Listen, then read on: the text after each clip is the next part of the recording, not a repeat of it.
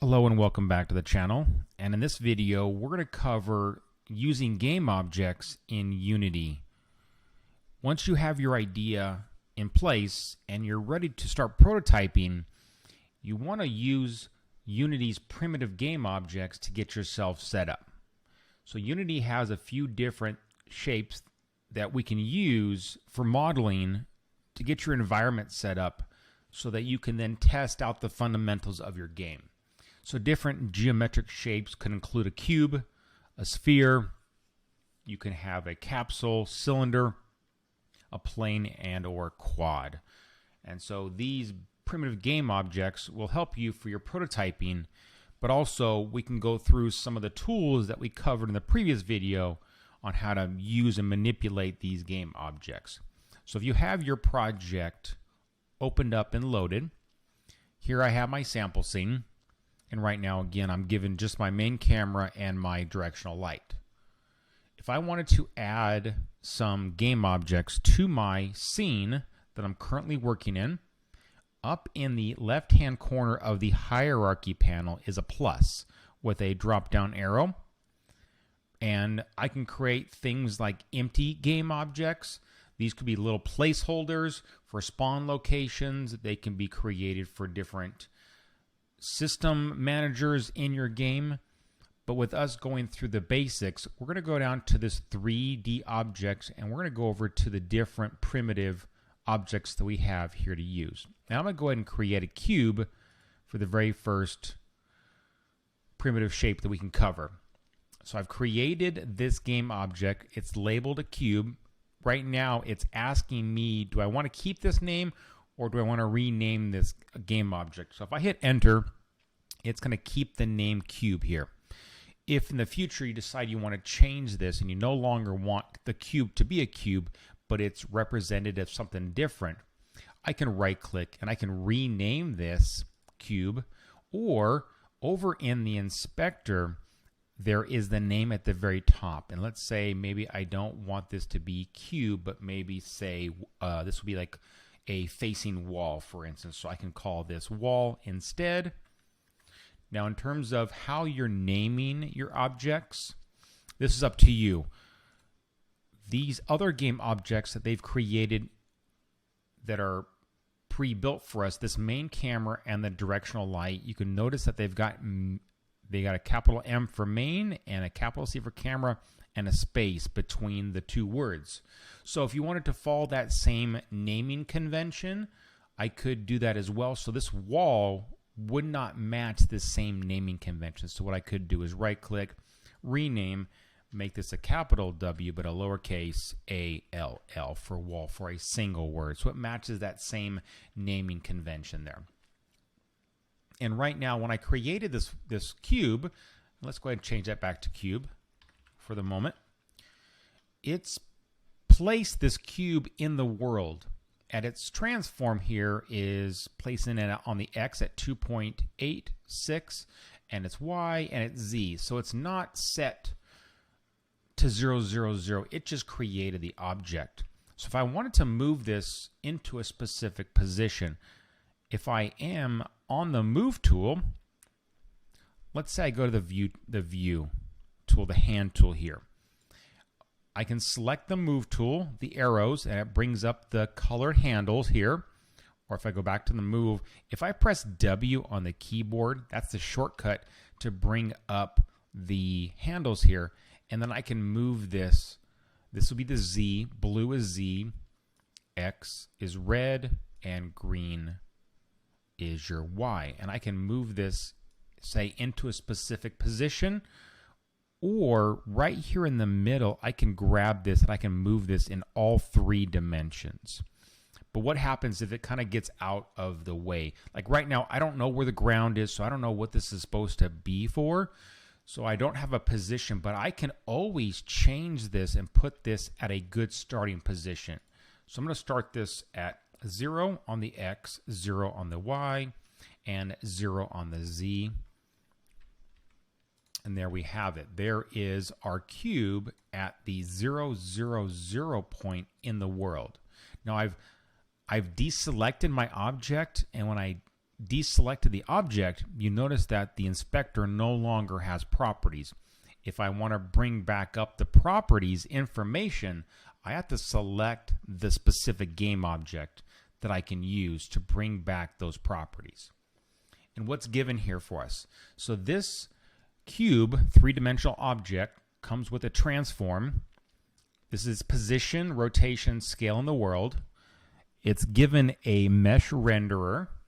This is what represents the shape itself, and then, the mesh filter is representing the actual game object itself, and the render is what you see for the object itself. It's also been given a box collider. This allows us to have a collidable or a body around this cube. Now, as far as how this box collider works, we'll cover that in detail when we get into that section of information. But for right now, we're just going through and looking at the different primitives, shapes, as game objects, and how we can manipulate them in the world here. So I have a cube. I'm going to go ahead and create another object. You can go up to the very top to the plus and down, or you can right-click inside the hierarchy and also go down to 3D object, and I'm going to add in a sphere as well. So there's my sphere, and it has it at a different position in the world than my cube. And then I'm going to add the other couple so that you can do a capsule. Now this placed it in between each of these, so I can go ahead and select this. I can go to the move tool and I can move this out of the way. I can also select my sphere, and I can also move this as well. And then let's go ahead and right click, go down to 3D object, and I'm going to create a cylinder. And then I'm going to move this kind of up and out of the way, right click, 3D object. I can go ahead and go to with the plane. A plane is mainly used for your ground. In terms of your prototyping, you would want to use the plane to set up the different sections of ground in your world. And again, I can use the hand tool. This is for panning.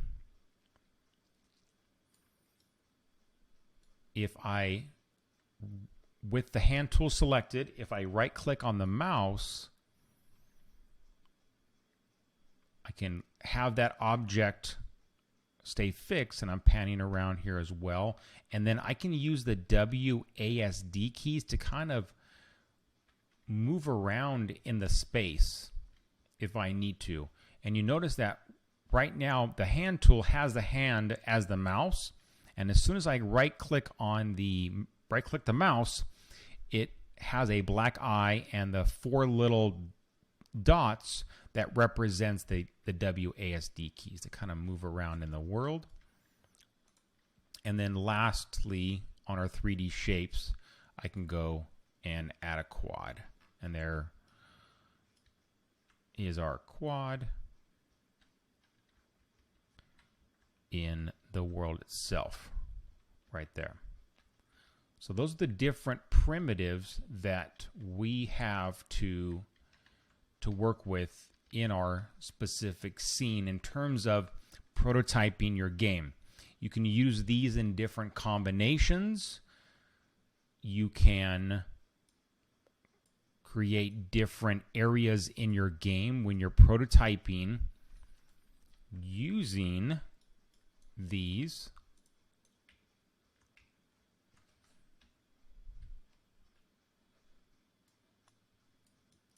Just kind of move around your scene a little bit. You can scroll the wheel on the mouse to zoom in and out.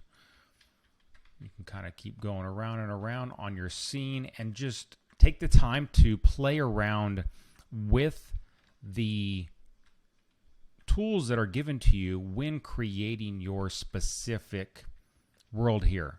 Now, right now, all of these are white. All these game objects, it's hard to see them when they are all the same color. So all of these are white. We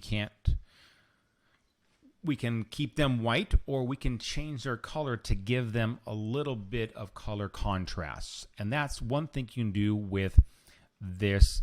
Comes with this default material that is covering each of these different objects. So normally, if you wanted to give them some color contrast, I can come down to the Assets folder, and I can create a new folder by right-clicking, going to Create, and I'm going to create a folder because I want to create some material, just like this default material. I'm going to provide myself a few different color variations of material, and I'm going to apply that to these different game objects. So first, I want to make sure I have a folder for them. So go to Folder. I'm going to call this Materials for the folder name. I'm going to go ahead and double-click into the folder, and I'm going to right-click. I'm going to go to Create and over to Material so I can create some different colors. So this first one, I'm going to go with blue, just picking a random color here. I've gave this material the name of blue, and then I need to provide it that color. So over in the inspector, I have this game object or this material selected here. Over in the inspector, underneath this albedo is white right now. So if I go ahead and select this, I'm given a color palette. So I'm going to want to take the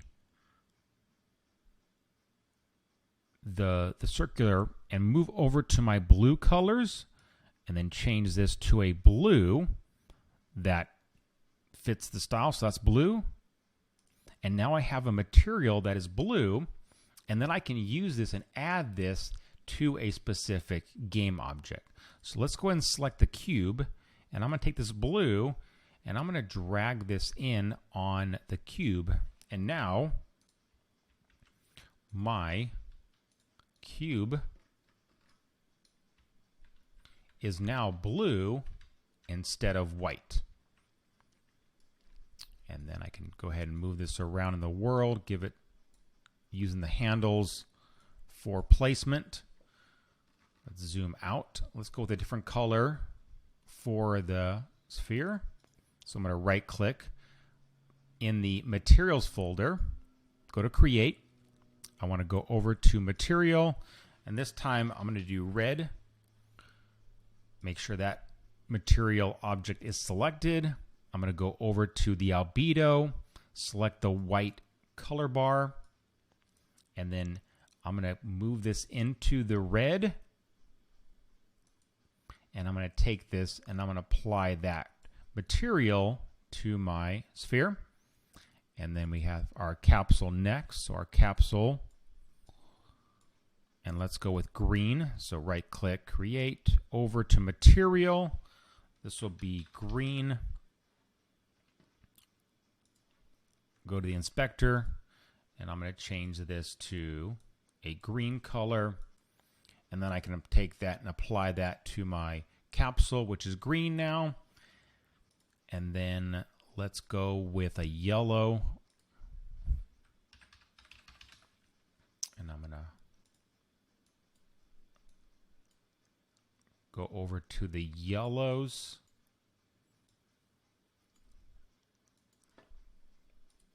I'm going to apply the yellow to the cylinder. So there's our cylinder in yellow.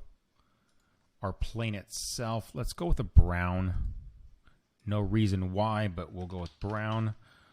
Sort of like the ground dirt, and we'll go with brown. The brown is kind of in between the orange and the red.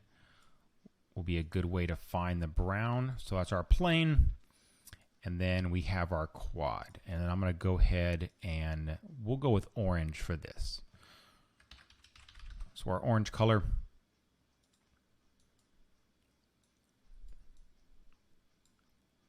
And then I'll apply the orange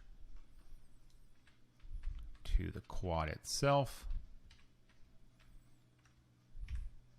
And there we have. So we've got our cube. Our sphere is red. Our capsule's green. Our cylinder is yellow. Our plane is brown, and then our quad is orange.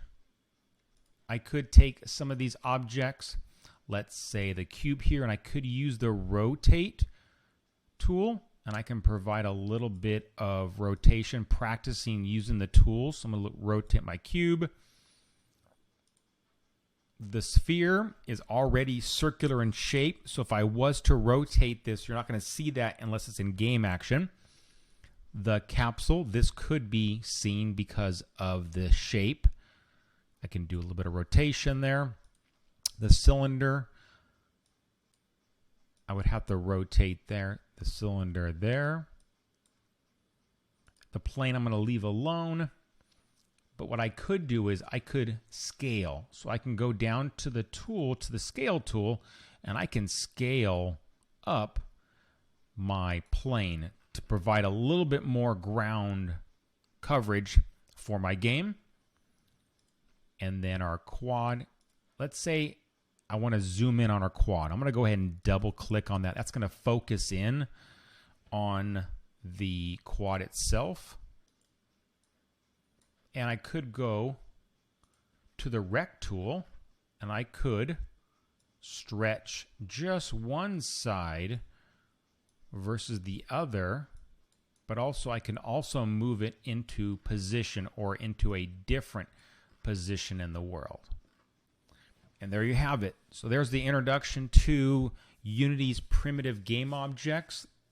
There are 6 different ones that we're going to use over the course of these introduction videos.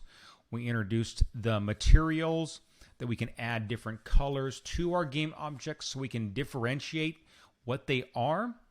And then next time, we're going to look at actually setting up and managing our different scenes. Thanks for watching.